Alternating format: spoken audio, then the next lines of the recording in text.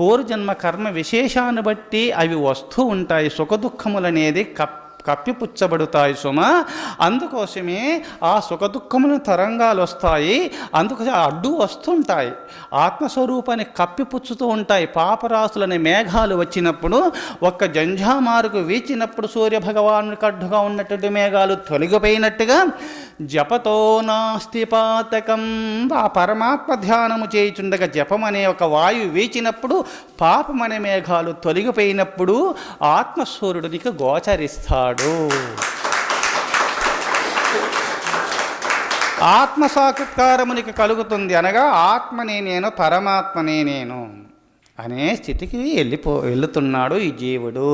అందుకోసమే అర్జున, నువ్వు ఎప్పుడు కూడా శోకించకుము సుమా. ఈ శరీరము నీది కాదు, అది మార్పులు చెందుతూ లయిస్తుంది సుమా.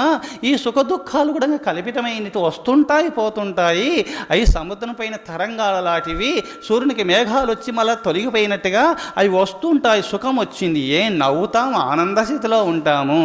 అది ఎప్పుడు ఉంటుందా, అది ఎప్పుడు ఉండేది కాదు, అది వెళ్ళిపోతుంది. దుఃఖం అనే ఒక తరంగం, దుఃఖం వస్తుంది, అప్పుడు ఏడుస్తూ ఉంటాము. అది ఎప్పుడు ఏడుస్తూ ఉంటామా, ఉండం మనం. అందుకోసమే ఈ సుఖదుఖ తరంగాలు వస్తుంటాయి, పోతుంటాయి. దేవతలు కొంచెము కర్మ విశేషం పుణ్యమున్నందువల్ల వాళ్ళు సుఖపడుతుంటారు.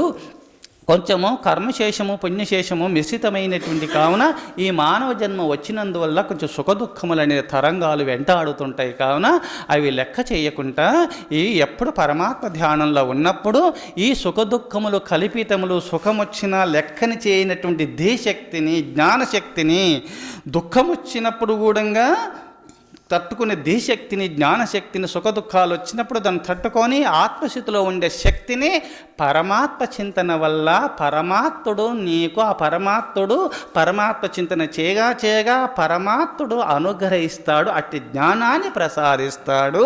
పరమాత్మ చింతన వల్లనే ఇది ప్రాప్తిస్తూ ఉన్నది.